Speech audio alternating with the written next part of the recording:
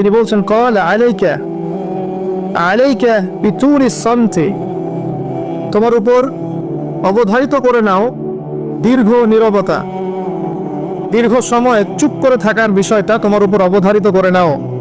ফাইন্নাহু মাতরাদাতুন লিশ-শাইতান, কারণ এই কাজটার মধ্য দিয়ে শয়তান বিতাড়িত হয়ে যায়। সুবহানাল্লাহ। ওয়া আউনুন লাকা আলা আমরি দীনিক, দীর্ঘ সময় চুপ থাকলে তোমার দিনের প্রতিটা কাজ করার ব্যাপারে আল্লাহ তোমাকে সাহায্য করবেন, বা দীর্ঘ নীরবতার ব্যাপারটা দিনের প্রতিটা কাজ করার ক্ষেত্রে তোমাকে সহযোগিতা করবে।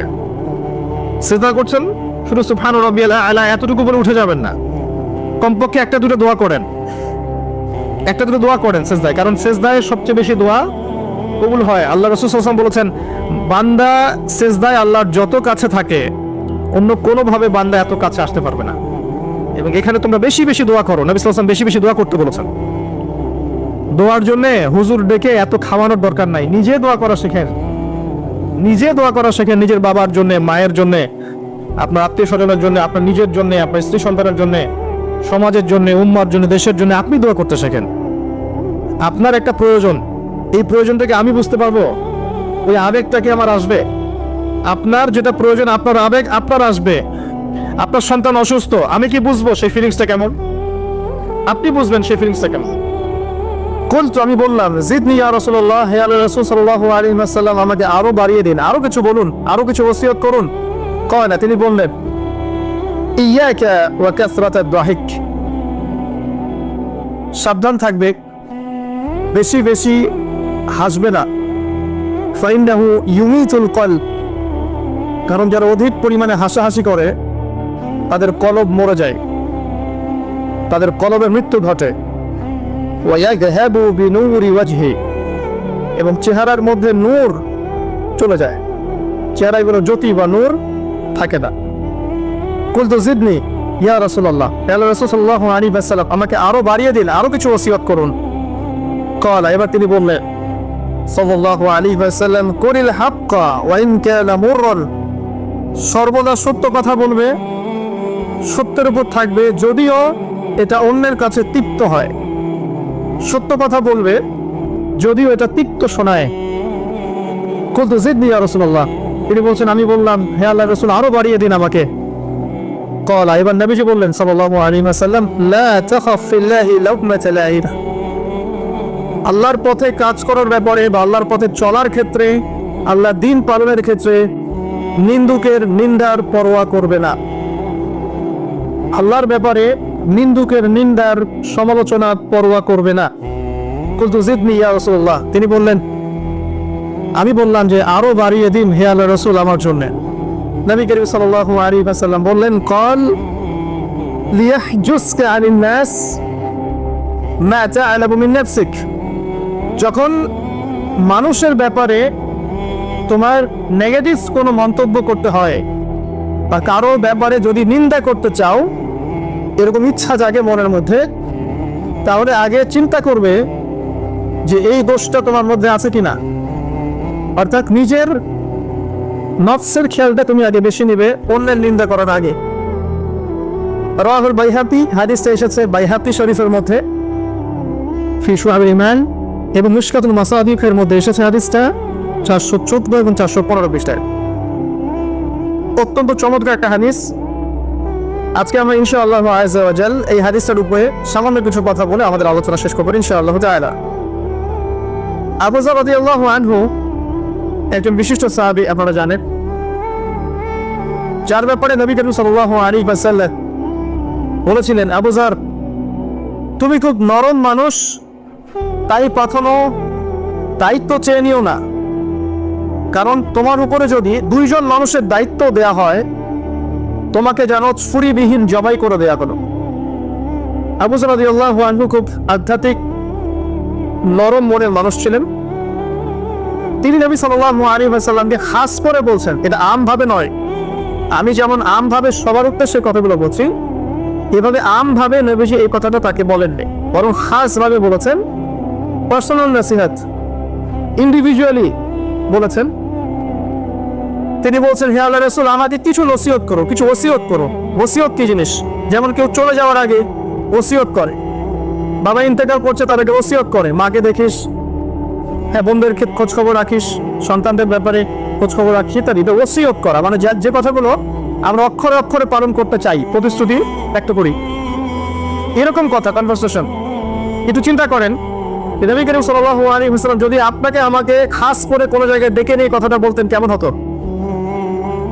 মনে করেন নবী সাল্লাল্লাহু আলাইহি ওয়াসাল্লাম জীবিত আছেন বা আমরা তার সাক্ষাৎ পেয়েছি, আর আমরা কেউ একজন আমাদের মধ্যে গিয়ে থাকে, বললেন, ইয়া রাসূলুল্লাহ, আমাকে কিছু নসিহত করেন, আমাকে খাস করে কিছু ওসিয়ত করেন। তখন এই ওসিয়তগুলো স্পেশাল হবে এবং আপনি আমি কখনোই চাইবো না জীবন চলে গেলেও এগুলোর কোনো একটা আমরা ছেড়ে দেই, তাই না? আবু যর রাদিয়াল্লাহু আনহু এই সুযোগটা নিয়েছেন। নবী সাল্লাল্লাহু আলাইহি ওয়াসাল্লাম বলছেন, প্রথম যে উসিকা বিতাকওয়াল্লাহ, আমি তোমাকে সর্বপ্রথম ওসিয়ত করছি তুমি আল্লাহকে ভয় করবে। তাকওয়া কি জিনিস? নবীজি বলছেন, ফাইন্নাহু আযয়ানু লিআমরিকা কুল্লি, এই তাকওয়াটাই সমস্ত কাজের সৌন্দর্য বর্ধন করবে তোমার জীবনে। তুমি যত কাজ করবে, প্রত্যেকটা কাজ যদি আল্লাহকে ভয় করে করো, প্রত্যেকটা কাজ তোমার জীবনের সৌন্দর্য বর্ধন করবে ইনশাআল্লাহ তাআলা। খুব সংক্ষিপ্ত আকারে বলতে পারি, আল্লাহ রাব্বুল আলামিনের তাওহীদের সাথে কাউকে শরীক না করা, এক কথায় আল্লাহর সাথে শিরক না করার নাম তাকওয়া। ঠিক আছে? আল্লাহ এক, আল্লাহ অদ্বিতীয়, তিনি মহাবিশ্বের স্রষ্টা, আমাদের স্রষ্টা, সৃষ্টিকর্তা, পালনকর্তা, রিজিক দাতা, জীবন মৃত্যুর মালিক, বিধান দাতা। এই প্রত্যেকটা কনসেপ্ট আল্লাহর জন্য খাস করার নাম হচ্ছে তাওহীদ। আর এখানে যদি আমরা কাউকে সমকক্ষ দাঁড় করি তাহলে শিরক হয়ে যাবে। এই শিরকটা তিনভাবে হয়ে থাকে। মানুষ চিন্তার ক্ষেত্রে শিরক করতে পারে। কেউ যদি মনে করে মহাবিশ্বের কোনো স্রষ্টা নাই তাহলে শিরক করবে। কেউ যদি মনে করে স্রষ্টা আরও একজন আছে বা একাধিক আছে তাহলে শিরক করবে। কেউ যদি মনে করে যে আল্লাহ ছাড়া কেউ ইবাদত পাওয়ার যোগ্য, আল্লাহ ছাড়া অন্য কাউকে সেজদা করা যায়, নাউজুবিল্লাহ, আল্লাহ ছাড়া কেউ প্রয়োজন পূরণ করতে পারে, কেউ সন্তান দিতে পারে, কেউ কল্যাণ করতে পারে, কেউ অকল্যাণ করতে পারে ইত্যাদি, আল্লাহ ছাড়া কেউ বিধান দেওয়ার মালিক, এরকম কনসেপ্ট যার মনের মধ্যে আছে, এটা হচ্ছে আকীদাগত শিরক বা চিন্তাগত শিরক। আমি কি বোঝাতে পারছি? 2 নম্বর, কাজের শিরক। যেমন কেউ যদি আল্লাহকে সিজদা না করে অন্য কাউকে সিজদা করে, কর্মগত শিরক করেছে। আল্লাহ পাকের হালালকে কেউ যদি হারাম করে নেয়, কর্মগত শিরক করেছে। আল্লাহ পাকের হারামকে কেউ হালাল করে নেয়, কর্মগত শিরক করেছে। আল্লাহর কাছে দোয়া না করে মৃত মানুষের কাছে দোয়া করে শিরক করেছে। এগুলো কাজ করতে গিয়ে শিরক করেছে। ইভেন আল্লাহর নামে কসম না করে অন্য কারো নামে কসম করলেও শিরক হয়ে যায়। অনেক সময় আমরা হাতের মধ্যে রশি পড়ি, পাথর পড়ি, অনেক কিছুই পড়ি, আমাদের বিশ্বাস হয় এগুলো আমাদের উপকার করতে পারবে, অপকার করতে পারবে, তাহলে শিরক হয়ে যাবে। সন্তান আল্লাহ দেন, যদি আমরা মনে করি যে মাজারে গিয়ে দোয়া করলেই সন্তান পাওয়া যাবে, শিরক হয়ে যাবে। আর শিরক এমন একটা পাপ, যে পাপটা আল্লাহ পাক তওবা ছাড়া মাফ করেন না। মৃত্যুর আগে যদি তওবা করে মানুষ, ইনশাআল্লাহ আল্লাহ পাক মাফ করে দিবেন। যদি তওবা না করে মারা যায়, সম্ভাবনা বেশি এই ব্যক্তি জাহান্নামে যাবে, নাউজুবিল্লাহ। কারণ প্রত্যেক 1999 জন মানুষ জাহান্নামে যাবেন যাদের আমলনামায় শিরকের পাপ থাকবে।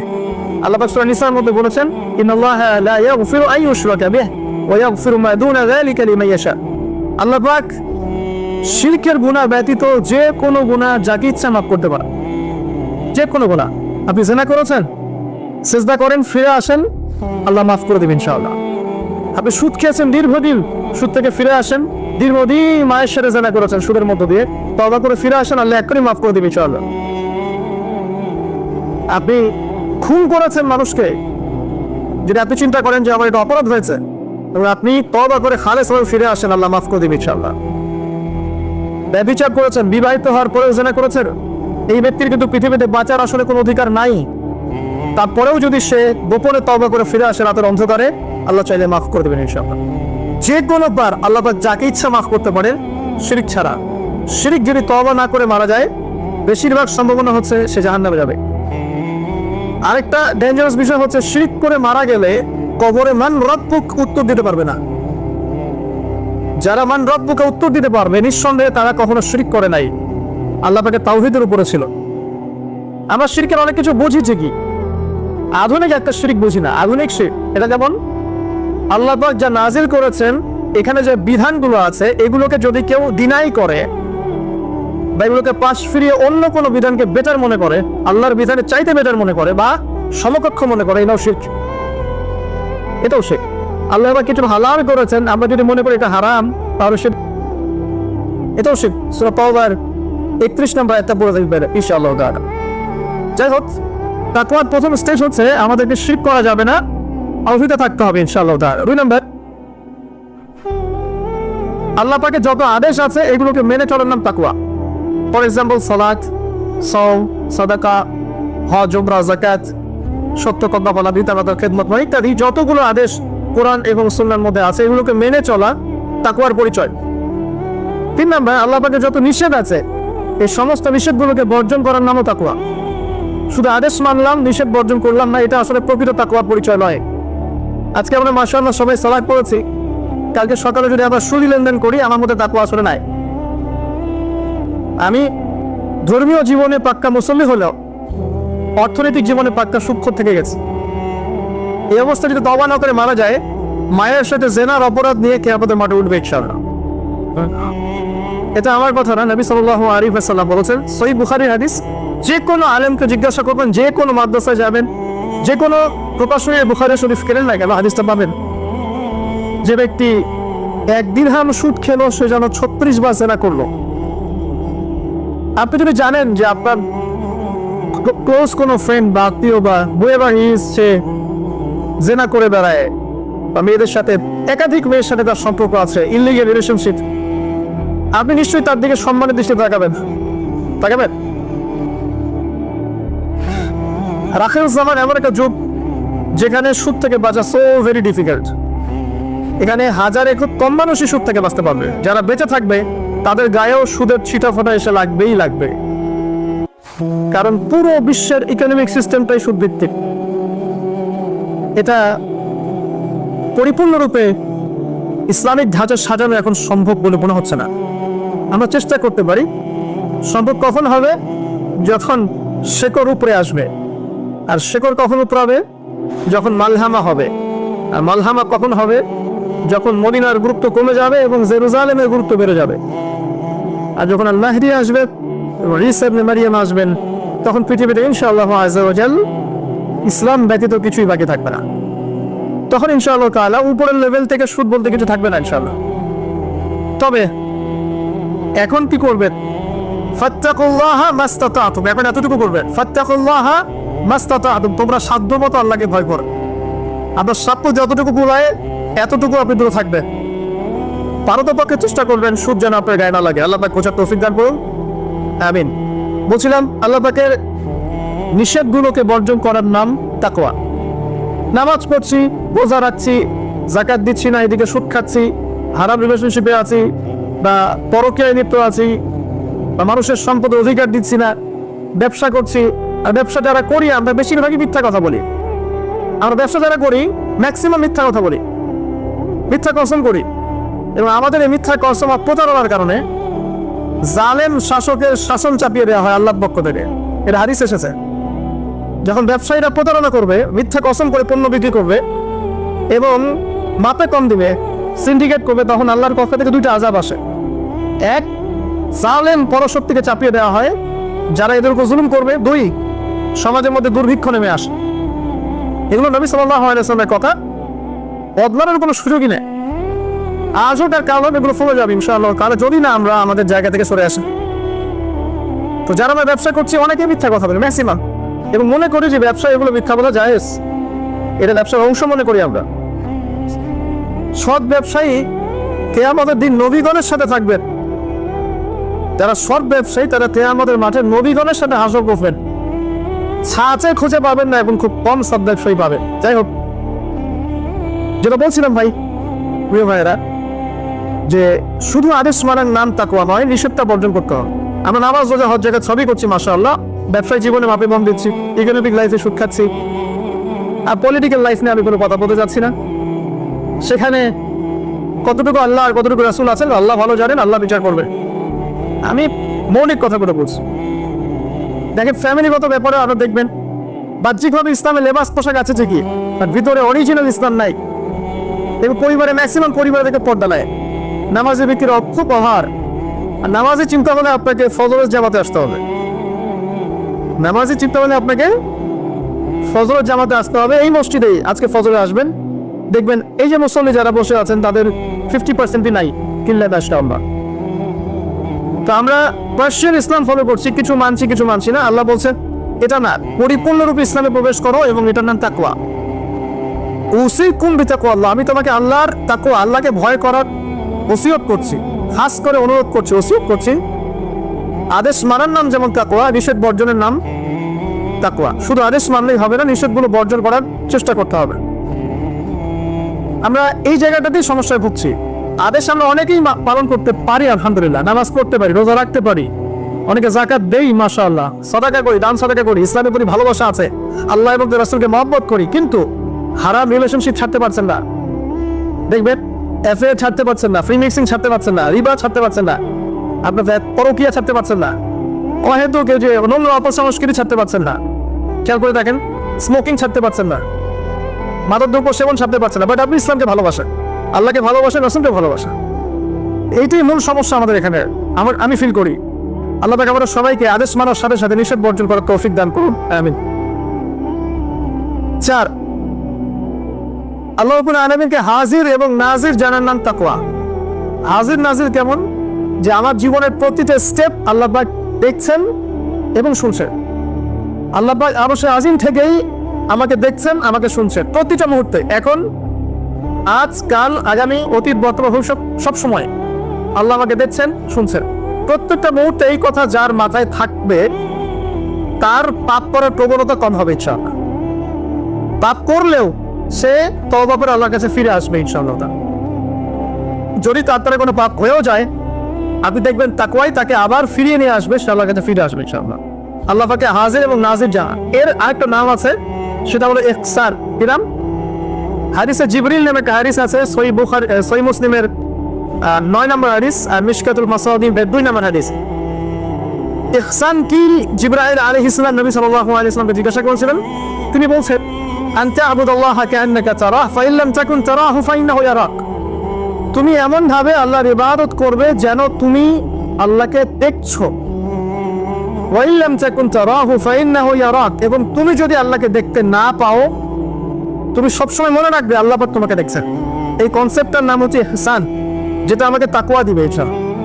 ইহসান থাকে আমাদের মধ্যে। নামাজ পড়ছি, দেখবেন আমাদের মনোযোগ বেশিরভাগই কিন্তু থাকে না। আল্লাহ ভালো জানেন, আমি আপনাদের পার্সোনাল ব্যাপারে ইন্টারফেয়ার করতে চাচ্ছি না, বাট আমার মনে হয় বেশিরভাগ মানুষেরই থাকে না। কারণ বেশিরভাগ মানুষই তো নামাজে যা পড়ছি তার অর্থ জানি না। যখন আপনার সন্তান অসুস্থ হয়েছিল, আপনি হাত উঁচু করে আল্লাহর কাছে কান্নাকাটি করেছেন, তখন আপনার চোখ দিয়ে পানি পড়েছে, কারণ আপনি যা চেয়েছেন ফিল করে বলেছেন আল্লাহর কাছে, আপনার চোখ দিয়ে পানি পড়েছে। কতদিন আপনি নামাজের সেজদায় কাঁদতে পেরেছেন? আমি কাঁদতে পেরেছি, ভাবতে হবে। কাঁদতে না পারার কারণ কি? কারণ হচ্ছে আমি নামাজে যা পড়ি তার কিছুই বুঝি না। আমার কাছে নামাজ একটা ফিজিক্যাল এক্সারসাইজের মতো হয়ে গেছে। সরি ফর মাই ল্যাঙ্গুয়েজ, আমি কোনো কিছুকে অবমাননা করতে যাচ্ছি না, অনেক ব্যাপারটা এরকমই হয়ে গেছে। কারণ বাহ্যিকতা নিয়ে আমরা বেশি ব্যস্ত। হাত কোথায় বাঁধতে হবে? নাভির নিচে না বুকে? তারপরে রফুলেদের করতে হবে কি না, পাইপা লাগাবো কি লাগাবো না, আমি জোরে আসছে, বাহ্যিক বিষয় নিয়ে বেশি ব্যস্ত। রুহানিয়াত, যেটা নামাজের ভিতরে, রুহ বা আত্মা, ইহসান, মনোযোগ, আল্লাহর সাথে কতটুকু আমি কমিউনিকেট করতে পারলাম, মনের কথা কতটুকু আল্লাহর কাছে ব্যক্ত করতে পারলাম, নামাজে আমি কতটুকু আল্লাহকে ফিল করতে পারলাম, এটা কিন্তু বেশি আলোচনা হয় না। অথচ কোনটা মৌলিক বিষয় বলেন দেখি? নামাজের এই মারেফতটা কি মূল না? আধ্যাত্মিকতাটাই মূল। আর বাহ্যিক বিষয়গুলো তো আল্লাহ পাক দেখছেন, দেখিয়ে দিবেন ইনশাআল্লাহ। তো এই যে প্রাণহীন ইবাদত হচ্ছে, রোজা রাখছি, রোজার মর্ম বুঝতে পারছি না। হজ করে আসলো, হাজী সাহেব টাইটেল হলো ঠিকই, কিন্তু হজের মূল মর্ম, ইব্রাহিমী চেতনা সে শিখে আসতে পারলো না।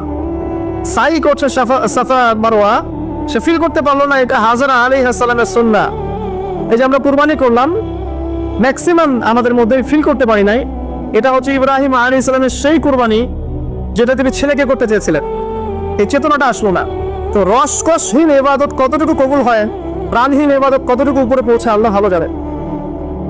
তো যে বিষয়টা নিয়ে এই কথাটা বললাম, ইহসান হচ্ছে সেই জিনিস যেটা আমাকে মনে করাবে আমি আল্লাহকে দেখছি, শুনছি, বা আল্লাহ আমাকে দেখছেন এবং শুনছেন। এর জন্য প্রয়োজন এর জন্য প্রয়োজন আপনি ইবাদতে যা যা করছেন, যা যা বলছেন, এ অন্তত অর্থটুকু বোঝা। তাহলে আপনার ইনশাল্লাহ মনের মধ্যে সেই ফিলিংসটা আসবে ইনশাআল্লাহ তাআলা। ফর এক্সাম্পল, আপনি নামাজে দাঁড়িয়ে পড়ছেন ওয়ানুনাজ্জিলু মিনাল কুরআন মা হুয়া শিফাউ ওয়া রাহমাতুল লিল মুমিনিন ওয়া লা ইয়াজিদু যালিমিনা ইল্লা ফাসা। এই আয়াতের অর্থ কতজন জানেন? একটু হাত উঁচু করেন দেন। যারা জানেন তারা যদি আয়াতটা কোরআনে নামাজের মধ্যে পড়েন, তারা মনোযোগ বেশি পাবেন। স্বাভাবিক। অর্থ হচ্ছে কোরআন আমরা নাজিল করেছি, এই কোরআনের মধ্যেই আছে শিফা মা আরোগ্য এবং মুমিনদের জন্য রহমত। যখন আপনি বুঝতে পারলেন তখন কি নামাজে মনোযোগ পারবে না? সুবহান রাব্বিয়াল আ'লা বলছেন, সর্বোচ্চ আমার রব, আমার রব সর্বোচ্চ সুউচ্চ, তখন আপনার মনোযোগ পারবে না? আত্তাহিয়াতুতে আপনি কি পড়ছেন, দরুদে কি পড়ছেন, দোয়া মাসুরায় বলছেন আল্লাহুম্মা ইন্নী যালামতু নাফসি যুলমান কাসীরা, আল্লাহ আমি আমার নফসের উপর প্রচুর জুলুম করেছি। কখনো কি ফিলিংস হয় যে জুলুমের এখানে স্বীকারোক্তি দিচ্ছি আমি? কারণটা একটাই কারণ। কথা বললে অনেক সময় যাবে, আমার আরো কিছু বলার আছে, যে অর্থটা বুঝতে পারছি না। অর্থ না বুঝলে আপনি রসকসহীন প্রাণহীন ইবাদত করবেন। অর্থ বোঝাটা কি অপরাধ? অর্থ বুঝলে কি আপনি আলেম ওলামা থেকে সরে যাবেন, দূরে সরে যাবেন? আর সবকিছুর অর্থ তো আপনি ব্যাখ্যাটা বুঝতে পারবেন না, তখন আপনি আলেম ওলামার কাছে আসবেন, এসে জিজ্ঞাসা করবেন, ব্যাখ্যা জেনে নেবেন, সিম্পল। তো অর্থ অনুধাবন করলে ইনশাআল্লাহ তাআলা আপনার ইহসান বাড়বে, যেটা আমাকে তাকওয়ার দিকে নিয়ে আসবে। ইহসান মানে আল্লাহকে হাসির নাসির চেনে ইবাদত করা। আরেকটা বিষয়, ইবাদতের মধ্যে ধীর স্থিরতা আনতে হবে, তাড়াহুড়া বন্ধ করতে হবে। তাড়াহুড়া বন্ধ করলে পরে দেখবেন ইবাদতের মধ্যে স্বাদ পাচ্ছে ইনশাআল্লাহ। দুনিয়াবি হ্যাসেল, দুনিয়াবি যে ব্যস্ততা, এগুলো কমিয়ে আনতে হবে, তাহলে দেখবেন ইবাদতের স্বাদ পাচ্ছেন ইনশাআল্লাহ। প্রত্যেকটা ইবাদতের পটভূমি জানতে হবে, যে নামাজ আমি কি জন্য পড়ি, কোথায় গিয়ে ফরজ হয়েছিল, কুরবানি কেন দিব, কুরবানির ইতিহাসটা কি, হজ আমি করবো এর ঘটনাগুলোর পিছনের গল্পগুলো কি, এগুলো না জানলে আপনি ইবাদতের স্বাদ পাবেন না। তো এই জিনিসগুলো একটু টাচ দিলাম। আল্লাহ পাক আমাদের সবাইকে ইহসানের সাথে ইবাদত করার তৌফিক দান করুন, আমিন। তো প্রথম ওসিয়ত করছেন নবী সাল্লাল্লাহু আলাইহি ওয়াসাল্লাম আবু যর রাদিয়াল্লাহু আনহুকে, তুমি আল্লাহকে ভয় করবে, এটা তোমাকে সমস্ত আমল সুন্দর করে দিবে ইনশাআল্লাহ, সৌন্দর্যমণ্ডিত করে দিবে। তাকওয়া মানে আমরা জানলাম আল্লাহর সাথে শিরক না করা, তাওহীদের উপর থাকা। 2, আল্লাহ পাকের আদেশগুলোকে মেনে চলার চেষ্টা করা। 3 নাম্বার, একই সাথে এট দ্য সেম টাইম আল্লাহ পাকের নিষেধগুলোকে বর্জন করা। 4, আল্লাহ পাককে হাজির এবং নাজির যা, আল্লাহ পাক আমার প্রতিটা কাজ দেখছেন, শুনছেন, এবং এগুলোর জন্য আল্লাহ পাক আমাকে জবাবদিহি করাবেন, কোনো সন্দেহ নাই, জবাবদিহি করাবেন। তো বিদায় হজের ভাষণে নবী সাল্লাল্লাহু আলাইহি ওয়াসাল্লাম বলেছিলেন, এই তাকওয়ার কথাই বলেছেন। তিনি বলেছিলেন সাল্লাল্লাহু আলাইহি ওয়াসাল্লাম যে আজকে থেকে আরবের উপর অন্যরবের কোনো ভেদাভেদ নাই, সাদার উপর কালো, কালোর উপর লালের কোনো ভেদাভেদ নাই। কুল্লুকুম মিন আদম, তোমরা সবাই আদম সন্তান, ওয়া আদাহু মিন তুরাব, এবং আদম হচ্ছে মাটির সন্তান। ইল্লা তাকওয়া, শুধু তাকওয়া ব্যতীত, যার মধ্যে আল্লাহ ভীতি যত বেশি, সে আল্লাহর কাছে তত বেশি মর্যাদা সম্পন্ন। সূরা হুজুরাতেও সেম কথা আছে, 13 নম্বর আয়াতে আল্লাহ পাক বলেছেন, ইয়া আইয়ুহান নাস, হে মানব জাতি, ইন্না আকরামাকুম ইনদাল্লাহি আতকাকুম, হে মানব জাতি, তোমাদের মধ্যে আল্লাহর কাছে সবচেয়ে বেশি মর্যাদা সম্পন্ন সেই ব্যক্তি যে অধিক মুত্তাকি বা অধিক তাকওয়াওয়ালা। এবং এই তাকওয়ার পজিশনটা কোথায় সেটা নবী সাল্লাল্লাহু আলাইহি ওয়াসাল্লাম বলেছেন। এটা আমার টুপিতে নাই, আমার দাড়ি, আমার লেবাস, আমার পোশাক, আমার চলাফেরার, এসবের মধ্যে তাকওয়ার প্রকৃত পরিচয় নাই। নবী করিম সাল্লাল্লাহু আলাইহি ওয়াসাল্লাম বলেছেন, তাকওয়া হা হুনা, তাকওয়া হচ্ছে এখানে। এই বলে তিনি কলিজার দিকে 3 বার ইশারা করেছেন। অর্থাৎ তাকওয়ার মূল কেন্দ্র কোথায়? আপনার কলবে। আর কলব সংক্রান্ত একটা কথা কিন্তু হাদিসের মধ্যে আসবে একটু আগে। কিছু একটা কাজ করলে কলবটা মরে যাবে, সে কাজটা কি? হ্যাঁ, আপনারা হাদিসটা ধরতে পারছেন, আমি সামনে আছি ইনশাআল্লাহ। তো কলবের ব্যাপার তাকওয়া, তাহলে কলবের যত্ন নাও লাগবে। আমরা দেহের যেমন যত্ন নেই, পোশাকের যত্ন নেই, পরিপাটি থাকতে পছন্দ করি, বাড়ি ঘর চকচকে রাখতে পছন্দ করি, তাই না? তো তাহলে কলবটাও পরিষ্কার করার চেষ্টা করতে হবে। কি করলে কলবের যত্ন হবে, তার কথা এই হাদিসে আছে, একটু সামনে যাচ্ছি ইনশাআল্লাহ। আমি ওই হাদিসের বাইরে কিছু কথা বলছি। কলবের যত্ন, বেশি বেশি মৌতের স্মরণ এবং পরকালের ফিকির কলবকে জিন্দা করবে ইনশাআল্লাহ। মনের মধ্যে কোনো প্রকার রিয়া অহংকার রাখা যাবে না, কলব জীবিত হবে ইনশাআল্লাহ। কারো প্রতি হিংসা বিদ্বেষ পোষণ করবেন না, কলব জিন্দা থাকবে ইনশাআল্লাহ। মানব সেবামূলক যে কাজগুলো আছে, ফর এক্সাম্পল এতিমের দেখাশোনা করা, বিধবাদের খোঁজ খবর নেয়া, মিসকিনের পাশে দাঁড়ানো, এই কাজগুলো করলে কলব জিন্দা হয়, কলবের মধ্যে নূর আসে, সাকিনা আসে। কলব পরিষ্কার না করে যতই দাড়ি টুপি পাগড়ি জুব্বা করি না কেন, আদতে কোনো লাভ হবে না। আল্লামা তকিস মানির হাফিজাহুল্লাহর তাসাউফ এবং তাসকিয়া ওইটা করতে পারেন, এখানে ডিটেইলস এই বিষয়ে জানতে পারবেন ইনশাআল্লাহ। সামনে যাই। আবু যর রাদিয়াল্লাহু আনহু বলছেন যে কুনতু, আমি বললাম, জিদনি ইয়া রাসূলুল্লাহ, হে রাসূল আমার জন্য আরো বাড়িয়ে দেন। তাকওয়ার বিষয়টা বুঝতে পেরেছি, আমার জন্য আরো বাড়িয়ে দেন, আরো কিছু ওসিয়ত করুন। নবী সাল্লাল্লাহু আলাইহি ওয়াসাল্লাম বলেন আলাইকা বিতিলাওয়াতিল কোরআন। দ্বিতীয় ওসিয়ত কি? আলাইকা কথার অর্থ হচ্ছে তোমার উপরে, মানে ওয়াজিব করে ফেলো, একেবারে তোমার উপরে শক্ত করে নাও। আলাইকা তোমার উপর শক্ত করে নাও, বিতিলাওয়াতিল কোরআন, কোরআনের তেলাওয়াত। তোমার উপরে কোরআনের তেলাওয়াতটাকে অবধারিত করে নাও, শক্ত করে নাও। ওয়া যিকরিল্লাহি আযজা ওয়া জাল্লা, এবং আল্লাহ পাকের জিকিরটাকে অবধারিত করে নাও। ফাইন্নাহু যিকরুন লাকা ফিস সামা, কারণ এই বিষয়টা আসমানে তোমাকে স্মরণের মাধ্যম হবে। ওয়া নূরুন লাকা ফিল আরদি, এবং পৃথিবীতে আল্লাহ পাক তোমাকে নূর দান করবে। দ্বিতীয় ওসিয়তের মধ্যে দুটো জিনিস, একটা হচ্ছে কোরআন তেলাওয়াত, একটা হচ্ছে আল্লাহর জিকির। কোরআন তেলাওয়াত সম্পর্কে খুব সরল একটা কথা বলছি। কোরআনুল কারীম বিশুদ্ধ করে তেলাওয়াত শিখতে হবে, এক নম্বর বিষয়। যদি বিশুদ্ধ করে মদ মাখরাজ তাজবিদের সাথে না শেখেন, তাহলে সারা জীবন ভুল করে যাবেন আর কোরআনের অর্থ বিকৃত হয়ে যাবে। আপনার অজান্তেই এমন অর্থ চলে আসবে যা আপনি মোটেও কল্পনা করেননি এবং কামনাও করেন নাই। আপনি বলছেন ফর এক্সাম্পল যে আলহামদুলিল্লাহ রাব্বিল আলামিন, অর্থ সুন্দর, সমস্ত প্রশংসা আল্লাহর জন্য যিনি বিশ্বজাহানের প্রতিপালক। একটা মদের কারণে আপনার পার্থক্য হলো, এক বাক্যে বলে ফেলছি, যেভাবেই হোক, যত সময় লাগুক, যে বয়সেই থাকেন, বিশুদ্ধ করে কোরআন তেলাওয়াত না শিখে মৃত্যুবরণ করবেন না, ওয়াদা করেন।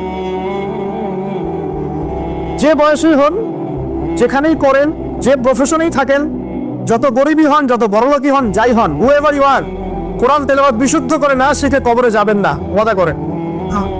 আর সারা জীবনে যা করেছেন, যত কিছু শিখেছেন, আপনার সায়েন্স, আপনার আর্টস, আপনার commerce, medical science, engineering, BCS cadre, যা কিছু করেছেন, সব কিছু বৃথা হয়ে যাবে যদি পরকালে আপনি পুলসিরাত পারতে না পারেন। আর আল কোরআনুল হুজ্জাতুন লাকা আলাইহি, কোরআন হয় তোমার পক্ষে দলিল হবে, না হলে বিপক্ষে। যারা কোরআন বিশুদ্ধ করে তিলাওয়াতও পড়তে শিখছে না, কোরআন কি তার পক্ষে দলিল হবে বলে মনে হয়? আল্লাহ পাক আমাদের সবাইকে তৌফিক দান করুন, আমিন। তেলাওয়াতটা অ্যাটলিস্ট তেলাওয়াতটা শেখেন। অর্থ বোঝেন আর নাই বোঝেন, আমি আবার স্পষ্ট করেই বলছি, স্পষ্ট করে বলার পরেও কিছু মানুষের কেন জানি চুলকানি থামে না, আমি জানি না, তবে এটা নিয়ে আমার মাথা ব্যথা নাই। আমি স্পষ্ট করে আবারও বলছি, কোরআন বিশুদ্ধ করে তেলাওয়াত করলে প্রত্যেক হরফে 10 নেকি পাবেন। কোরআন আপনার পক্ষে সুপারিশ করবে ইনশাআল্লাহ, আল্লাহ আপনাকে নূর দিবেন, ঠিক আছে? এবং কোরআনের সুপারিশ কবুল করা হবে, আল্লাহ পাক আপনাকে জান্নাত দিবেন ইনশাআল্লাহ।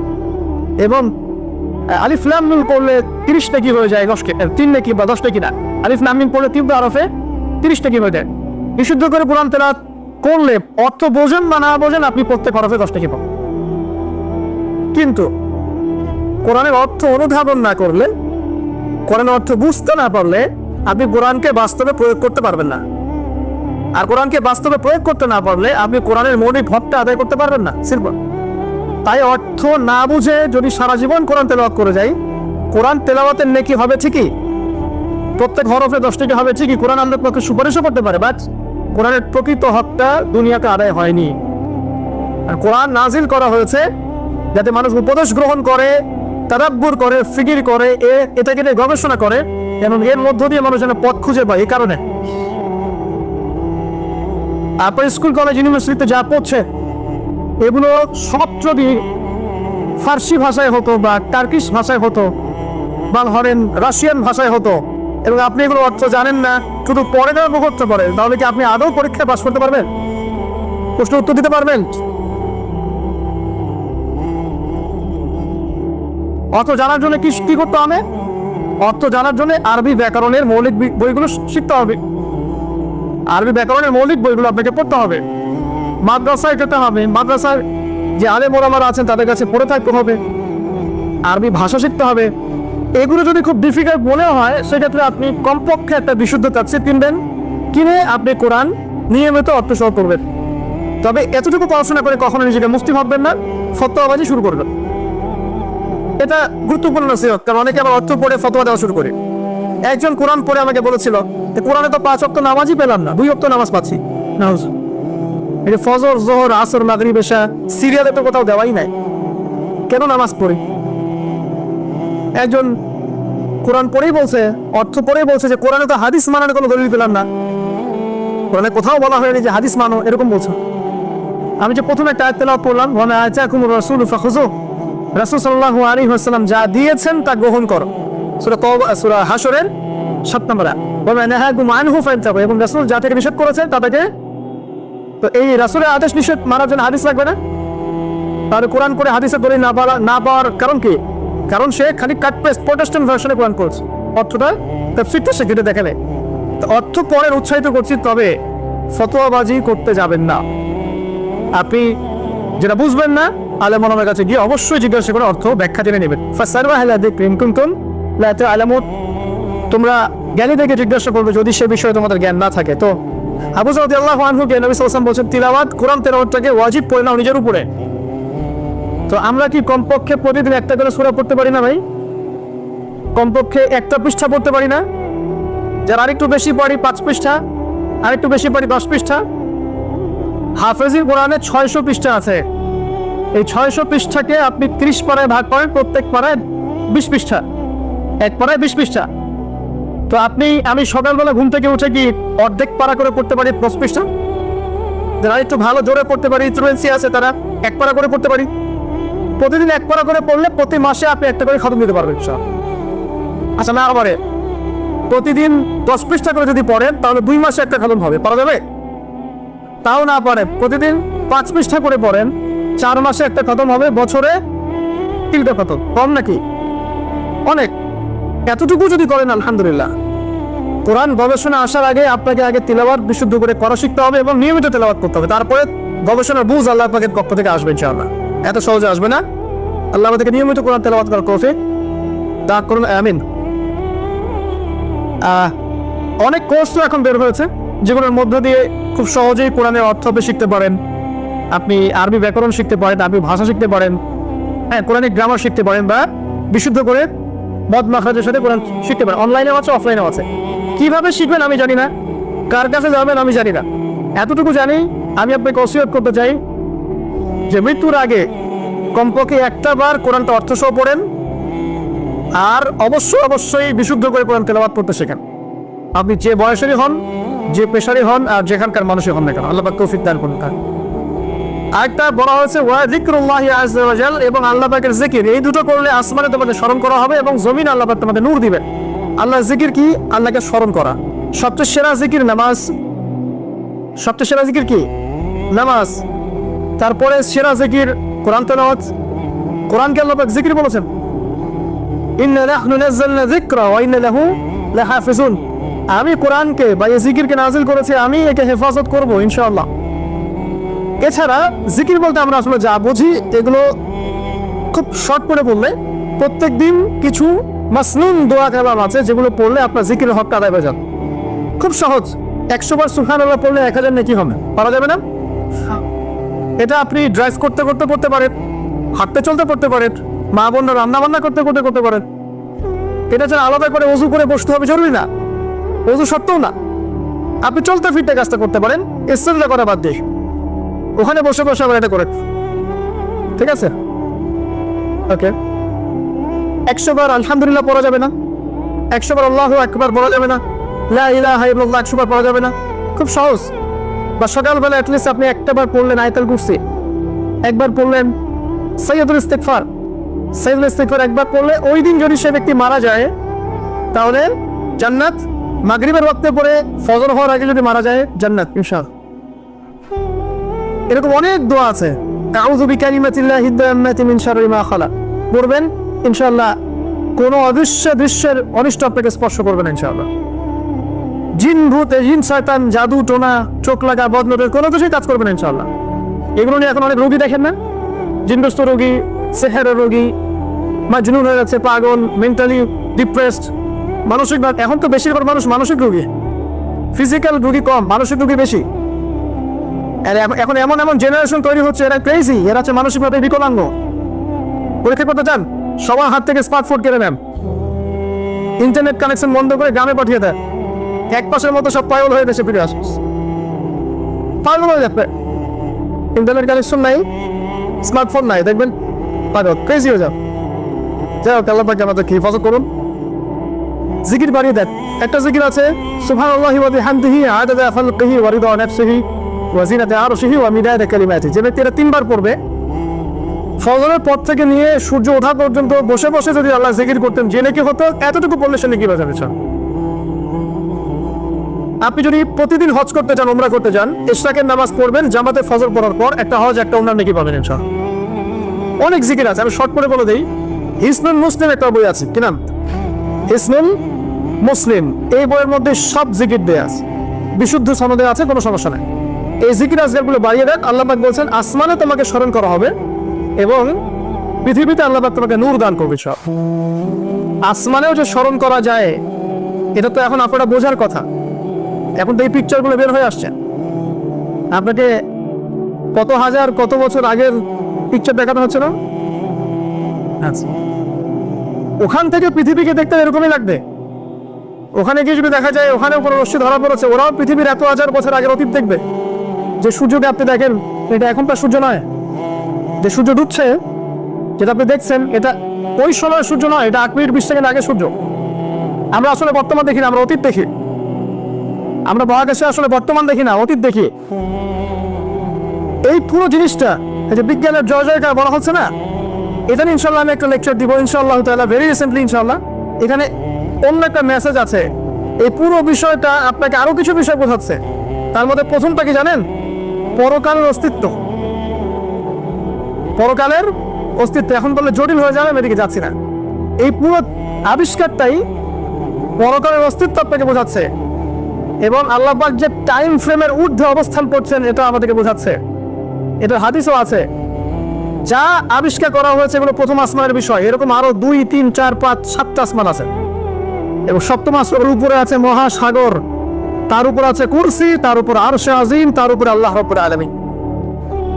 আল্লাহ পাক এই টাইম ফ্রেমের ঊর্ধ্বে, আল্লাহ পাক যাতে সবই অতীত, সবই বর্তমান, সবই ভবিষ্যৎ, এগুলো ঊর্ধ্বে আল্লাহ পাক। অতীত, বর্তমান, ভবিষ্যৎ আল্লাহ পাককে গ্রাস করতে পারে না। আল্লাহ পাক এগুলো ঊর্ধ্বে আছেন। অনেক ব্যাপার আছে, ইনশাআল্লাহ এটা আমি পরে কথা বলবো, আজকে না। তো যাই হোক, আসমানে আপনাকে স্মরণ করা হবে, তার মানে আসমানেও আল্লাহ পাকের সৃষ্টি আছে যারা আপনাকে স্মরণ করবে। আল্লাহ পাক আপনাকে স্মরণ করবে ইনশাআল্লাহ। এবং পৃথিবীতে আপনাকে নূর দেওয়া হবে। নূর মানে কি? আলো। আলো কখন লাগে? যখন অন্ধকার দূর করতে হয়। এই তো, অন্ধকার দূর করতে আলো লাগে। পৃথিবীতে অন্ধকার আছে? এখানে অন্ধকার বলতে কি বোঝানো হয়েছে? রাতের অন্ধকার, জাহেলিয়াতের অন্ধকার। কিসের অন্ধকার? চারিদিকে জাহেলিয়াত নাই? সুদ, ঘুষ, জেনা, ব্যভিচার জাহেলিয়াত দিয়ে ভর্তি না? এই জাহেলিয়াত দূর করতে হলে আপনার টর্চ লাইট লাগবে, নূর লাগবে। সেই নূর আল্লাহ পাক আপনাকে দিবেন যদি আমি কোরআন তেলাওয়াত করি এবং আল্লাহর জিকির বাড়িয়ে দিই। আল্লাহ পাক আমাদেরকে সবাইকে নূর দান করুন, আমিন। কিন্তু সভ্যতা শুরু হয়েছে নবী দ্বারা। প্রত্যেকটা সভ্যতা শুরু হয়েছে কার দ্বারা? নবী দ্বারা। আমাদেরকে বোঝানো হয় যে মানুষ আগে পোশাক পরতে পারতো না, গাছের ছাল বাকল পরে থাকতো, তাই না? শিখেছেন না এগুলো? আর আল্লাহ পাক কোরআনে বলছেন যে আমি আসমান থেকে আদম এবং হাওয়া আলাইহিস সালাম তাদের জন্য পোশাক পাঠিয়েছিলাম। আমরা শিখেছি ছোটবেলায় মানুষ পশু শিকার করে খেত, বন্য প্রাণীর মতো ছিল, গুহায় ছবি এঁকে রাখতো, তাই না? আল্লাহ বলছেন আল্লাহ রাব্বুল আলামিন আসমান থেকে হেদায়েত পাঠিয়েছেন, আসমানে কিতাব পাঠিয়েছেন ফ্রম দ্য ভেরি বিগিনিং, একদম শুরু থেকেই। জিবরাইল আলাইহিস সালাম প্রথমেই এসেছিলেন। এমনকি চাষাবাদ কিভাবে করতে হবে সেটাও আদম আলাইহিস সালামকে শিখিয়ে দেওয়া হয়েছে। আর আমাদেরকে শেখানো হয় যে বাদর থেকে মানুষ হয়েছে, নাউযুবিল্লাহ। তো কি শিখছেন? এই শিক্ষা যদি মাথার মধ্যে ইনস্টল হয়ে যায়, তার কাছে তো ইসলাম এবং চলমান বিষয়গুলো কন্ট্রাডিক্টরি মনে হবে। তো ইসলাম শুরু থেকে ছিল, আর সভ্যতা শুরু হয়েছে নবী দ্বারা। আদম আলাইহিস সালামকে দিয়ে পৃথিবীর সভ্যতা শুরু হয়েছে। প্রত্যেক যুগে যুগে নবীরাই সভ্যতার ধারক এবং বাহক ছিলেন। তো যে কথাটা বলতে গিয়ে এখানে আসলাম, যে প্রথম যে বিষয়টা তিনি বলেছেন ইসলামের ডেফিনেশন, এখানে প্রথমে বলেছেন তাওহীদ অর্থাৎ শাহাদা। এখানে দুইটা অংশ আছে, একটা হচ্ছে তাওহীদ আর একটা হচ্ছে সুন্নাহ। যখন আপনি লা ইলাহা ইল্লাল্লাহ সাক্ষ্য দিচ্ছেন, আপনি তাওহীদের সাক্ষ্য দিচ্ছেন। আর এটা দিনের প্রথম খণ্ড, প্রথম অংশ, প্রথম পিলার। এই দিনটাই আল্লাহর কাছে গ্রহণযোগ্য, অন্য কোন রিলিজন, জীবন ব্যবস্থা আল্লাহর কাছে গ্রহণযোগ্য নয়। সূরা আলী ইমরানের আয়াতগুলো পড়েন, 85 নম্বর আয়াত, 87 নম্বর আয়াত, 19 নম্বর আয়াত, এগুলো পড়লে আপনি বুঝতে পারবেন। আল্লাহ বলছেন আউযু বিল্লাহি মিনাশ শাইতানির রাজিম ইন্নাদ দীনা ইনদাল্লাহিল ইসলাম, আমার কাছে একমাত্র জীবন ব্যবস্থা যেটা গ্রহণীয় তার নাম হচ্ছে ইসলাম। আর কোনো প্রয়োজন আছে? আল্লাহর কথার বাইরে কারো কথা দরকার আছে? আল্লাহ নিজে বলছেন, আল্লাহ পাক নিজে বলছেন শাহিদ আল্লাহু আন্নাহু লা ইলাহা ইল্লাল্লাহ, আল্লাহ বলছেন আমি আল্লাহ সাক্ষ্য দিচ্ছি আমি ছাড়া কোনো ইলাহ নাই। কথাটা বুঝতে পারলেন? আল্লাহ বলছেন যে আমি সাক্ষ্য দিচ্ছি যে আল্লাহ ছাড়া কোনো ইলাহ নেই। ওয়াল মালায়েকা, মালায়েকা সাক্ষ্য দিচ্ছেন, ওয়া উলুল ইলমি কাইমান বিল কিসত, এবং যারা জ্ঞানী সম্প্রদায় সত্যসেবী তারাও সাক্ষ্য দিচ্ছে। তো আল্লাহ সাক্ষ্য দিচ্ছেন আল্লাহ ছাড়া কোনো ইলাহ নেই, এবং তারপরের আয়াতে আল্লাহ পাক বলছেন ইন্না দীনা ইনদাল্লাহিল ইসলাম, যে আল্লাহ সাক্ষ্য দিচ্ছেন তিনি ছাড়া কোনো ইলাহ নেই, সেই আল্লাহ বলছেন আমার কাছে একমাত্র গ্রহণযোগ্য ধর্মের নাম ইসলাম। আর কিছু দরকার আছে? একই সূরায় আবার আল্লাহ বলছেন ওয়া মা ইয়াত্তাবি গায়রাল ইসলামি দীনান ফালা ইউকবাল মিন, যে ব্যক্তি ইসলাম ছাড়া অন্য কোনো জীবন ব্যবস্থা তালাশ করবে তার কাছ থেকে কোশ্চিন কালেও কিছু কবুল করা হবে না। এই সূরায় আল্লাহ বলছেন আফা গায়রা দীনিল্লাহি ইয়াবগুন, তারা কি ইসলাম ছাড়া অন্য দিন তালাশ করছে? ওয়ালাহু আসলামা মান ফিস সামাওয়াতি ওয়া মান ফিল আরদি তাওআন আও কারহা, অর্জ আসমান সমূহে এবং জমিনের প্রতিটা সৃষ্টি ইচ্ছায় হোক অনিচ্ছায় হোক আল্লাহর সামনে আত্মসমর্পণ করেছে। আর কোনো প্রমাণ দরকার আছে?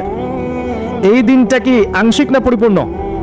সূরা মাইদায় চলে যান, আল্লাহ পাক বলেছেন আল ইয়াউমা আকমালতু লাকুম দীনাকুম, বিদায় হজের দিন এই আয়াত নাযিল হয়েছে, যেদিন নবীজি বলেছেন তারাকতু ফিকুম আমরাইন, ছেড়ে যাচ্ছি দুটো বস্তু, কোরআন এবং সুন্নাহ। ওই দিন এই আয়াত নাযিল হয়েছে যে আল ইয়াউমা আকমালতু লাকুম দীনাকুম, আজকে আমি তোমাদের জন্য এই দিন ইসলামকে কামিল করলাম, পরিপূর্ণ করলাম। ইসলামে ঢোকানোর কিছু অবকাশ নাই, বের করার কোনো সুযোগ নাই, পরিপূর্ণ। ওই যে একটা আয়াত পড়লাম শুরুতে, ওয়া নাযালনা আলাইকাল কিতাব তিবয়ানান লিকুল্লি শাই, সূরা নাহল 89 নম্বর আয়াত। আল্লাহ বলছেন আমি আপনার প্রতি এমন একটা কিতাব নাযিল করেছি, অর্থাৎ কোরআন, তিবয়ানান লিকুল্লি শাই, যেটা প্রত্যেকটা বিষয়ের ব্যাখ্যা। এমন কিছু নাই যেটা কোরআনে আল্লাহ পাক ব্যাখ্যা করেননি, এমন কিছু নাই। ওয়া হুদান, এবং এটা হেদায়েত, ওয়া রাহমা, এবং দয়া, ওয়া বুশরা লিল মুসলিমিন, মুসলিমদের জন্য এটা সুসংবাদ। এরকম আয়াত আর অনেক জায়গায় আছে, স্পেশালি সূরা কাহফের 54 নম্বর আয়াতেও আছে, আর অনেক সূরা বনী ইসরাঈলের মধ্যেও আছে। সবগুলো বললে আমাদের টাইম চলে যাবে, অল্প করে বলছি। তো আল্লাহ বলছেন কোরআন এবং সুন্নাহে সবকিছু ব্যাখ্যা করা আছে, এবং এই দুটা হচ্ছে ইসলামের দুটা মেইন পিলার। এই দুটার উপরে দিন ইসলাম পরিপূর্ণ, ঢুকানোর কোনো সুযোগ নাই, বের করার সুযোগ নাই। ইসলামকে শুধু ইবাদত করতে শিখায় না আপনার পরিবারের চর্চাও শিখায়?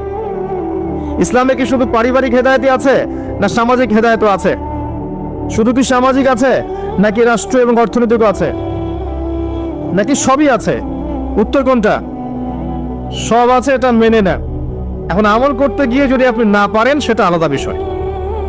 আমল করতে গিয়ে হয়তো আপনি পাচ্ছেন না, আপনি ইবাদত করতে পারছেন, হয়তো পারিবারিক বিষয়টা পাচ্ছেন না, পারিবারিকটা পাচ্ছেন, সামাজিকটা পাচ্ছেন না, সামাজিকটা পাচ্ছেন, পলিটিক্যালটা পাচ্ছেন না। না পারার বিষয়টা ডিফারেন্ট। আগে আকীদা ঠিক করেন যে ইসলামে আছে সমাধান। আকীদা ঠিক করে যদি কেউ আমল করতে নাও পারে, ইনশাআল্লাহ আল্লাহ পাক মাফ করতে পারেন। আল্লাহ পাক মাফ করতে পারেন যে আমার বান্দার আকীদা ঠিক ছিল, যে সে ইসলামকে পরিপূর্ণ জীবন ব্যবস্থা হিসেবে মেনে নিয়েছে, এরপরে সে আমল করতে গিয়ে পারে নাই বিভিন্ন কারণে। হতেই পারে, সবসময় একরকম সিচুয়েশন থাকে না, তাই না? কিন্তু যদি আকীদাই ঠিক না থাকে, যদি কেউ মনে করে না ইসলামে সবকিছু নাই, এটা এই যুগে চলে না ওই যুগে চলতো, ইসলামের বিধানগুলো সব মৌলবাদী বিধান, এগুলো চলে না ওই যুগে, এই যুগে চলে না ওই যুগে চলতো, এগুলো করতে গেলে আমরা পিছায় পড়বো, আকীদায় যদি গলত থাকে তাহলে তো সমস্যা। তখন কবরে যখন প্রশ্ন করা হবে মা দিনুক, সে বলবে লা আদ্রি লা আদ্রি, তোমার দিন কি? সে বলবে আমি জানি না, আমি জানি না। কারণ দুনিয়াতে ইসলামকে পরিপূর্ণরূপে সে স্বীকার করে নাই। এখন আমাদের প্রথম কাজ স্বীকার করে নেওয়া যায় ইসলামের সমাধান আছে। আপনি এখন আমল করতে পারবেন না, আমিও জানি। কেউই এখন ইসলামের পরিপূর্ণ বিষয়গুলো পালন করতে পারবে না, পুরো সিচুয়েশনটাই ডিফিকাল্ট। এবং ইসলামের মুসলিমদের বিপক্ষে। মাক্কি যুগে, যেখানে মক্কার জাহেলিয়াত ছিল, ওই যুগে কি ইসলামের সমস্ত বিধানগুলো বাস্তবায়ন করা গেছে? সম্ভব হয় না। পুরো বিশ্বের অবস্থা মক্কার চেয়ে কোনো অংশ কম না। এখন আপনার 2 চোখ লাগবে, বাইরের চোখ আর ভিতরের চোখ দিয়ে দেখেন, আপনি বুঝতে পারবেন যে পুরো ওয়ার্ল্ড ওয়াইড যে অবস্থা চলছে, এটা মাক্কি জাহেলিয়াতের চেয়ে কোনো অংশ কম না। তো এখানে যদি আপনি শুরুতেই সবকিছু ইম্পোজ করতে চান, পারবেন না, এবং এটা ভুল হবে। বরং বেসিক প্রাইমারি জিনিসগুলো দিয়ে শুরু করতে হবে। নামাজ দিয়ে শুরু করেন, জ্ঞান চর্চা দিয়ে শুরু করেন, ইত্তেবায়ে সুন্নাহ দিয়ে শুরু করেন, পারিবারিক আদর্শ সুন্দর করার দিক দিয়ে শুরু করেন, সামাজিক কাজ করেন, বেসিক জিনিসে শুরু করেন। আগে যদি চলে যান খেলাফতে প্রতিষ্ঠা করব, বড় বড় টার্মগুলো আগে ইউজ করেন, আপনি ভুল করেন। কারণ বেস ঠিক নাই। একটা বাড়ি বানাবেন যার ভিত্তি নাই, এখানে 10 তলা 20 তলা উঠবে না। বেসিক আমার সমাজের বেশিরভাগ মানুষ দেখবেন নামাজ পড়ে না, ম্যাক্সিমাম পড়ে না নামাজ। ম্যাক্সিমাম ছেলে মেয়ে দেখবেন কোরআন পড়তে পারে না, তেলাওয়াত করতে পারে না। নবী সাল্লাল্লাহু আলাইহি ওয়াসাল্লামের জীবনী কখনো পড়েও দেখে নাই। তো বেসিক যখন ঠিক নাই, তখন কি এই জেনারেশনকে দিয়ে আপনি ইসলামের বড় বিজয় কামনা করছেন? হবে না। শুরু থেকে কাজ করতে হয়। যাই হোক, ইসলামের বাইরে কিছু নাই আল্লাহর কাছে। যদি কেউ তালাশ করে তাহলে সে ভুল করবে। এখন এই ইসলামের পিলার নবীজি বলেছেন 5টা। কয়টা? প্রথমে তাওহীদ, এক আল্লাহকেই সৃষ্টিকর্তা, পালনকর্তা, রিজিক দাতা, সন্তান দাতা, ভালো মন্দের মালিক, বিধান দাতা, এভরি সিঙ্গেল সেক্টরে আল্লাহকে ইলাহ বলে মানা, এর নাম হচ্ছে তাওহীদ। এর বাইরে কেউ যদি মনে করে আল্লাহ ছাড়া অন্য কোন ইলাহ আছে, নাউজুবিল্লাহ, বা আল্লাহ আছেন, অন্য ইলাহ আছে, আল্লাহ ছাড়া কারোর জন্য সেজদা করে, অন্য কারো কাছে দোয়া করে, অন্য কারো জন্য নজর মানত করে, আল্লাহ ছাড়া অন্য কারো নামে কসম করে, অন্য কারো নামে কুরবানি করে, ইত্যাদি ইত্যাদি, আল্লাহকে বাদ দিয়ে গায়রুল্লাহর ইবাদত করে, তাহলে শিরক হয়ে যাবে। কি হয়ে যাবে? আর শিরকের পাপ থাকা অবস্থায় বিনা তওবায় যদি কেউ মারা যায়, 99% সম্ভাবনা হচ্ছে এই ব্যক্তি জাহান্নামে যাবে, কোনো সুযোগ নাই। সূরা নিসা আল্লাহ পাক বলেছেন, ইন্নাল্লাহা লা ইয়াগফিরু আন ইউশরাকা বিহি ওয়া ইয়াগফিরু মা দুনা যালিকা লিমান ইয়াশা। আল্লাহ পাক তার সাথে শিরকের গুনাহ মাফ করেন না, এছাড়া যে কোনো গুনাহ যাকে ইচ্ছা মাফ করতে পারেন। শিরক থাকলে সে মান রব্বুক উত্তর দিতে পারবে না। আরেকটা মুহাম্মদুর রাসূলুল্লাহ, অর্থাৎ আপনাকে আমল করতে গিয়ে, ইবাদত করতে গিয়ে একজন ব্যক্তিকে রোল মডেল মানতে হবে। তিনি হচ্ছেন কে? মুহাম্মদুর রাসূলুল্লাহ সাল্লাল্লাহু আলাইহি ওয়াসাল্লাম। জীবনের প্রতিটা কাজ তার মতো করে করার চেষ্টা করতে হবে। আপনার বাথরুম থেকে নিয়ে করে সবকিছু, ঘুমানো থেকে শুরু করে, ঘুম থেকে ওঠা, বাথরুমে যাওয়া, খাওয়া দাওয়া, আপনার পোশাক পরিচ্ছদ, আপনার কথাবার্তা, চলাফেরা, পরিবার, ব্যবসা, এভরি সিঙ্গেল সেক্টর আপনাকে নবী সাল্লাল্লাহু আলাইহি ওয়াসাল্লামের সুন্নত মতো করার চেষ্টা করতে হবে। আমি আবারও বলছি, আমি জানি আপনি পারবেন না, আমিও পারবো না। 100% আপনি পারবেন না, এটা সম্ভব না। 100% কেউ দাবি করতে পারবে যে আমি সুন্নতের উপর আছি? পারবে না। কিন্তু চেষ্টা, আল্লাহ পাক কি দেখবেন? চেষ্টা করছে আমার বান্দা। হয়তো ঘুমাতে পারছি না, এখন তো আমরা ঘুমাতে পারিও না। এই যে এখন আমাদের ঘুমানোর কথা, এখন এক ঘুম দিয়ে ওঠার কথা। এশার নামাজ কখন পড়ছে? 8টা 8:30। তো এখন বসে বসে ওয়াজ করছি, জানি না এই ওয়াজে কি ফায়দা হবে। সত্যিকার অর্থে এখন আমাদের ঘুমানোর কথা ছিল। ট্রেডিশনগুলো এমন হয়ে গেছে, আমরা ঘুমাচ্ছি রাত 3টা। কি বলবো, আসলে সবাই এর মধ্যে পড়ে গেছে, আমি আপনি সবাই। এমন একটা সিস্টেম চলছে যে দিন রাতের জায়গায় চলে আসছে, রাত দিনের জায়গায় চলে গেছে। খেয়াল করে দেখেন, নবী সাল্লাল্লাহু আলাইহি ওয়াসাল্লাম রাতে তাড়াতাড়ি ঘুমাতেন, শেষ রাত্রে উঠতেন, ইবাদত করতেন, ফজরে একটা রিফ্রেশিং মাইন্ডে তিনি সকাল করতেন। আর আমাদের খেয়াল করে দেখেন, আমরা এই জেনারেশন যারা আছে বেশিরভাগই দেখায় লেট নাইট, এবং দিনটা ওদের জন্য ছোট হয়ে যায়, দেরি করে ওঠা। তো সকালের বারাকাটা আমরা বঞ্চিত হচ্ছি। আল্লাহ পাক আমাকে এবং আপনাদের সবাইকে যেন তৌফিক দান করেন, যাতে আমরা সকালের বরকতটা পেয়ে যাই, আল্লাহুম্মা আমিন। এবং এই অভ্যাসটা কঠিনভাবে আঁকড়ে ধরতে হবে। আল্লাহ পাক তৌফিক এনায়েত করুন আমাকে, আপনাকে, সবাইকে, আল্লাহুম্মা আমিন। তো সুন্নতের কথা বলছিলাম যে প্রতিটা কাজে সুন্নত চেষ্টা করতে হবে। হয়তো আমরা পারবো না, কিন্তু আল্লাহ পাক আমাদের চেষ্টা দেখবেন, এতটুকুই। 2 নাম্বার, আল্লাহ নবী সাল্লাল্লাহু আলাইহি ওয়াসাল্লাম বলেছেন, ওয়া আন তুকিমাস সালাত। ইসলামের সেকেন্ড পিলার কি? সালাত। 5 ওয়াক্ত সালাত আদায় করার চেষ্টা করতে হবে না, নিজের উপর আবশ্যক করে নিতে হবে। আপনি যাই করেন, আমার কথা শোনেন, আপনি যাই করেন, যত পাপই করেন না কেন, নামাজটা ছাড়েন না। নামাজটাই আপনাকে ইনশাআল্লাহ পাপ থেকে দূরে রাখবেই ইনশাআল্লাহ। যে ব্যক্তি নামাজ পড়ে, তার মধ্যে একটা মনের মধ্যে একটা ভয় কাজ করে যে আমি নামাজ পড়লাম, কিভাবে ঘুষ নিব? নামাজটা পড়লাম, কেন সুদ খাবো? নামাজ পড়লাম, কেন মানুষকে ঠকাবো? তার মনের ভিতরে কিন্তু একটা সারা, একটা নকিং হবেই। ইন্নাস সালাতা তানহা আনিল ফাহশাই ওয়াল মুনকার। সালাত আপনাকে সমস্ত অশ্লীল এবং গর্হিত কাজ থেকে বিরত রাখবে ইনশাআল্লাহ। নামাজটা ছাড়েন না, যত পাপ করছেন করেন, আমি বলি নামাজ ছাড়েন না, ইনশাআল্লাহ একদিন নামাজই আপনাকে পথ থেকে বের করে আনবে ইনশাআল্লাহ। আর শয়তান আপনাকে হতাশ করতে চাইবে, শয়তান আপনাকে হতাশ করতে চাইবে যে তুই তো গার্লফ্রেন্ডের সাথে কথা বললি, রাতের বেলা পর্ন দেখলি, তুই তো ফ্রি মিক্সিং এ আছিস, তুই মাদক দ্রব্য খাচ্ছিস, তুই কাজে ফাঁকি মারিস, তুই ট্যাক্স আদায় করিস নাই, দুর্নীতি করছিস, তুই আবার নামাজ পড়বি কেন? শয়তান আপনাকে বোঝাবে কিন্তু যে নামাজ তো আমার শোভা পায় না, আমি তো অনেক পাপী মানুষ। এই ধোকায় পা দিবেন না। আপনি নামাজ কন্টিনিউ করতে থাকেন, ইনশাআল্লাহ আল্লাহ পাক আপনাকে পাপ থেকে বের করে আনবেন ইনশাআল্লাহ। ওই নামাজটা যদি ছেড়ে দেন তাহলে আর কোনো হাতিয়ার বাকি থাকবে না। আর আপনি যত পাপ করেন না কেন মায়ুস হবেন না, মন ছোট করবেন না। আপনার একটা সেজদা, যে সেজদা আপনি চোখের পানি ঢেলে দিয়েছেন আল্লাহর কাছে, যে আল্লাহ আমার ভুলগুলো তুমি মাফ করে দাও, আমার তওবা তুমি কবুল করো, ইনশাআল্লাহ দেখবেন ওই একটা সেজদা যদি কবুল হয়ে যায় আল্লাহ পাক আপনার সব গুনাহ মাফ করে দিবেন ইনশাআল্লাহ। হতাশ হবেন না। শয়তান হতাশ করতে চাইবে মানুষকে, শয়তান মানুষকে হতাশ করতে চাইবে। এমনকি আপনার যদি পাহাড়ের পরিমাণ ঋণ থাকে, ওই ঋণ শোধ করার ব্যবস্থা আল্লাহ পাক করে দিবেন ইনশাআল্লাহ। হতাশ হবেন না, নামাজ ছাড়েন না। আর আমি একটা কথা বারবার বলেছি, আবারও বলছি যে চলমান যে 3G 4G নামাজগুলো চলছে এগুলো থেকে নিজেকে দূরে রাখবে। সব এখন ডিজিটাল, নামাজও ডিজিটাল। দেখা যায় যে 5 মিনিটের মধ্যে 4 রাকাত নামাজ শেষ, মাশাআল্লাহ। ইমাম সাহেব যদি 10 মিনিট পড়ায় দেয় তাহলে তো তার চাপি নট। বোঝেন না এত তারা, আমার সময় নাই, আমরা ব্যস্ত মানুষ, এত সময় লাগে নামাজ পড়তে? ইমাম সাহেবকে বলছে, কমিটি ইমাম সাহেবকে চার্জ করছে, অথচ ইমামের উচিত তাদেরকে চার্জ করা।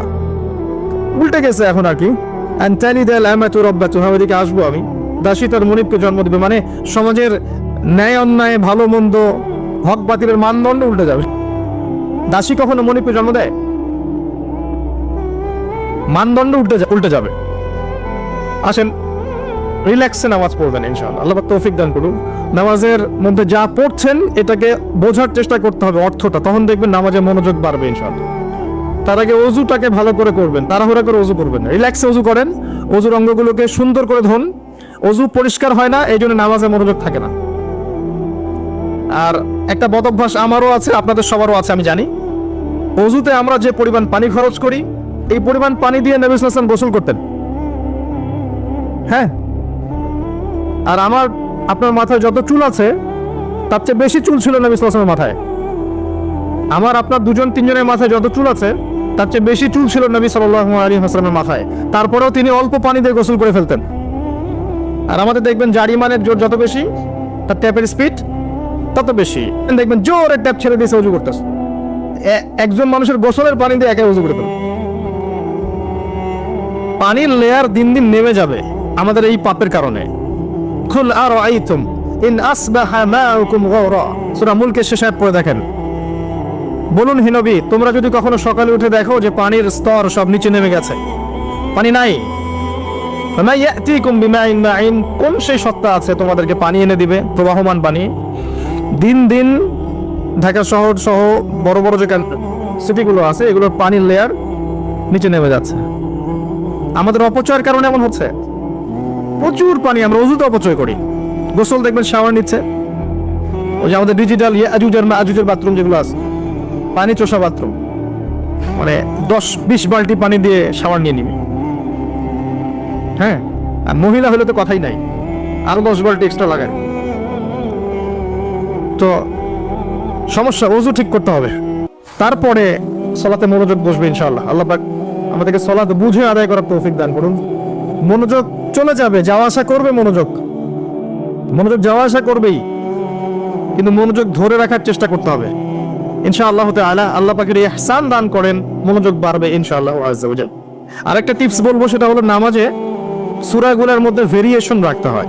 যেমন প্রতিদিন যদি আপনি একই রকম সূরা পড়েন, আমি নিজেও দেখেছি যে আপনি প্রত্যেক ওয়াক্তেই যদি একই সূরা দিয়ে নামাজ পড়ে থাকেন, দেখবেন মনোযোগটা তুলনামূলক কম পাচ্ছেন।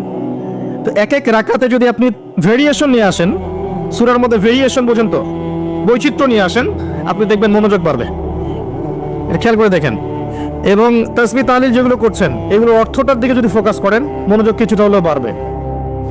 আরেকটা কাজ করলে মনোযোগ বাড়বে, প্রত্যেক সেজদায় দোয়া করতে পারলে, সেজদা করছেন শুধু সুবহান রাব্বিয়াল আ'লা এতটুকু বলে উঠে যাবেন না, কমপক্ষে একটা দুটো দোয়া করেন, একটা দুটো দোয়া করেন সেজদায়, কারণ সেজদায় সবচেয়ে বেশি দোয়া কবুল হয়। আল্লাহ রাসূল সাল্লাল্লাহু আলাইহি ওয়াসাল্লাম বলেছেন, বান্দা সেজদায় আল্লাহর যত কাছে থাকে অন্য কোনোভাবে বান্দা এত কাছে আসতে পারবে না। এবং এখানে তোমরা বেশি বেশি দোয়া করো, নবী সাল্লাল্লাহু আলাইহি ওয়াসাল্লাম বেশি বেশি দোয়া করতে বলেছেন। দোয়ার জন্য হুজুর ডেকে এত খাওয়ানোর দরকার নাই, নিজে দোয়া করা শেখেন, নিজে দোয়া করা শেখেন, নিজের বাবার জন্য, মায়ের জন্য, আপনার আত্মীয় স্বজনের জন্য, আপনার নিজের জন্য, আপনার স্ত্রী সন্তানের জন্য, সমাজের জন্য, উম্মার জন্য, দেশের জন্য আপনি দোয়া করতে শেখেন। আপনার একটা প্রয়োজন, এই প্রয়োজনটাকে আমি বুঝতে পারবো, ওই আবেগটাকে আমার আসবে। আপনার যেটা প্রয়োজন, আপনার আবেগ আপনার আসবে। আপনার সন্তান অসুস্থ, আমি কি বুঝবো সেই ফিলিংসটা কেমন? আপনি বুঝবেন সেই ফিলিংসটা কেমন।